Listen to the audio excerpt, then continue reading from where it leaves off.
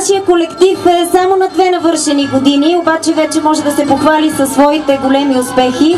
Последният от конкурса "Хоро се вие и извива", където грабнахме приза за най-атрактивна група.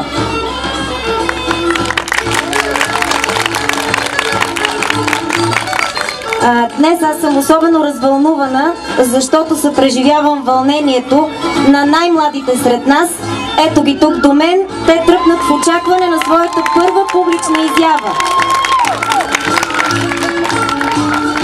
Макар че са в залата за танци само от няколко месеца, вие сами ще се убедите, те вече знаят, могат и най-важното, понесли са в сърцето си вдъхновение, вярност към повелите и заветите на предците ни и най-важното, любов към българските хора.